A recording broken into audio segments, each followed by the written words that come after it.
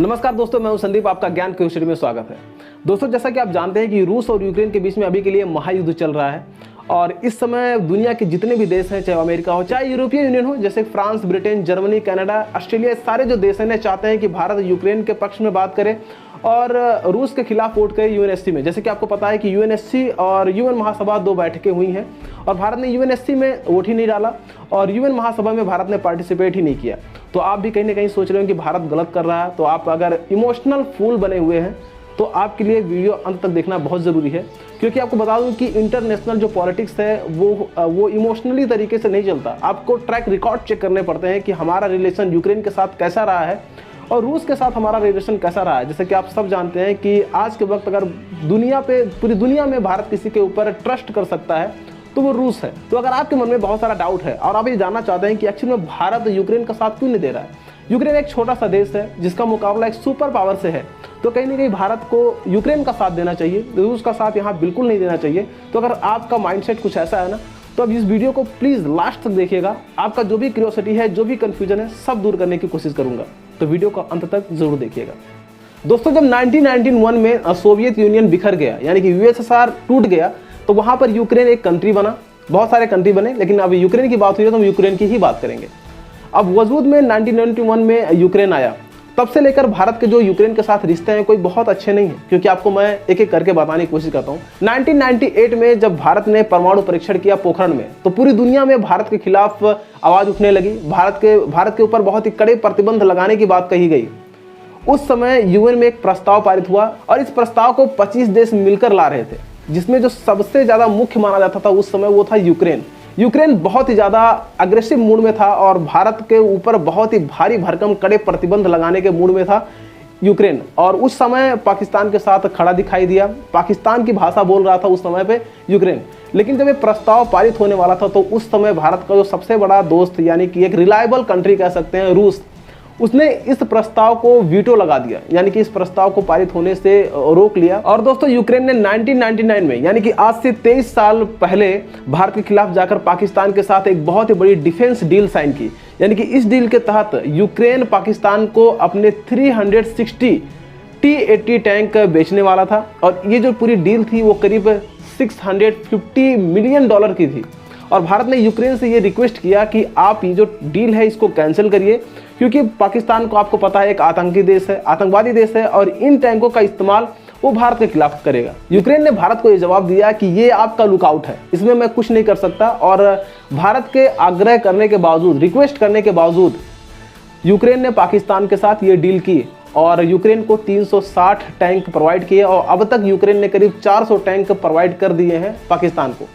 और 2021 में, अभी पिछले ही साल, यूक्रेन ने पाकिस्तान से $80 मिलियन की एक डिफेंस डील की है, जिसके साथ ये जो टैंक इन्होंने दिए थे इनको अपग्रेड किया जाएगा और ज़्यादा मॉडर्नाइज किया जाएगा इन टैंकों को। और हमेशा से यूक्रेन पाकिस्तान के साथ खड़ा हुआ दिखाई दिया है, चाहे वो कश्मीर का मुद्दा हो या फिर आतंकवादी जो भी गतिविधियाँ हैं, तो कभी भी यूक्रेन ने भारत का पक्ष यहाँ पर नहीं लिया है। और दोस्तों, आपको तो पता ही है कि अभी जब ये युद्ध चल रहा था उसी बीच पाकिस्तान के जो प्रधानमंत्री हैं इमरान खान, वो रूस पहुंच गए। तो पाकिस्तान ने यहाँ पर यूक्रेन के साथ बहुत ही अच्छी दोस्ती दिखाई है। तो यूक्रेन को भी कहीं ना कहीं समझ में आ गया होगा कि पाकिस्तान किस टाइप का देश है, किस टाइप का सोच है पाकिस्तान की। तो यहाँ पे अभी समझ में आ रहा होगा यूक्रेन को।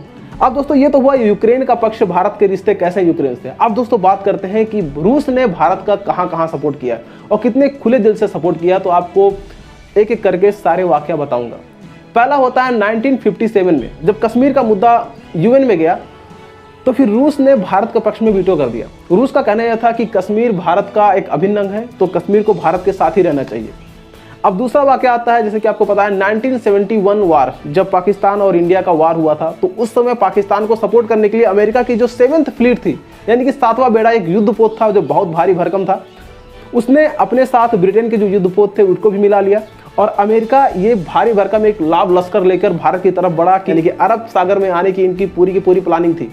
लेकिन उस वक्त बहुत ही होशियारी, बहुत ही चतुराई दिखाई रूस ने और भारत का साथ देते हुए उसने अपने एटॉमिक सबमरीन जो थे, न्यूक्लियर सबमरीन, परमाणु हथियार से लैस सबमरीनों को, 2 से 3 सबमरीन को बंगाल की खाड़ी में पहले ही डिप्लॉय कर दिया, पहुंचा दिया, जिसको देखकर जो अमेरिकी युद्धपोत थे वो पीछे चले गए और भारत को यहाँ पर एक बहुत ही बड़ी कैजुअलिटी होने से रूस ने बचा लिया। तो अगर आप भी जानना चाहते हैं इस कहानी के बारे में, 1971 वार क्या है, 1972 की जो पूरी सिचुएशन है उसके बारे में अगर आप जानना चाहते हैं, पूरी कहानी जानना चाहते हैं, तो कमेंट सेक्शन में बताइए कि आपको ये जानिए। तो उसके लिए मैं अलग से वीडियो बना दूंगा, क्योंकि अगर इसमें बनाने की कोशिश करूंगा तो वीडियो बहुत ही ज़्यादा लंबी हो जाएगी।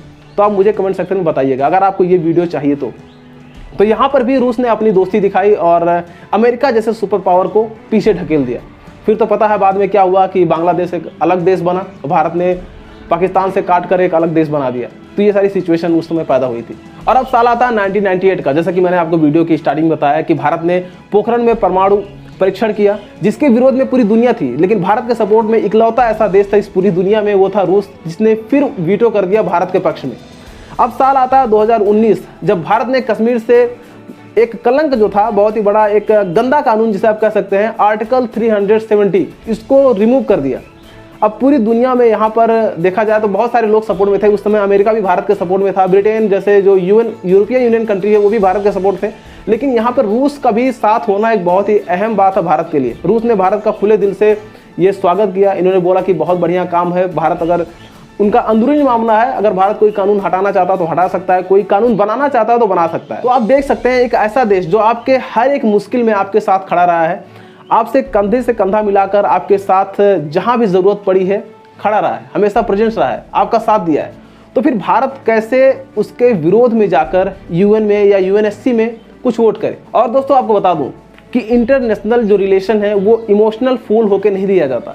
बहुत हर एक चीज़ को गौर से देखा जाना चाहिए। जो रिलेशन है हमारे किसी देश से पीछे कितने अच्छे रहे हैं, इतिहास में कैसा रिलेशन हमारे बीच में रहा है, कौन सा देश हमारे सपोर्ट में रहा है, तो वो सब कुछ देखना पड़ता है। अगर आज भारत रूस के विरोध में जाकर वोट कर देता है यूएन में या यूएनएससी में, यूएन महासभा में, तो रूस के लोगों के लिए एक बहुत ही बुरा संदेश जाएगा, एक गलत मैसेज जाएगा। रूस की गवर्नमेंट सोचेगी कि हमेशा हम भारत के साथ खड़े रहे, इतने बुरे वक्त में हमने साथ दिया भारत का, और आज जब रूस को जरूरत थी भारत की तो भारत ने वहां पर बायकॉट कर दिया और दूसरे का साथ ले लिया, और ऐसे देश का साथ दिया जिसने कभी भी भारत का सपोर्ट नहीं किया।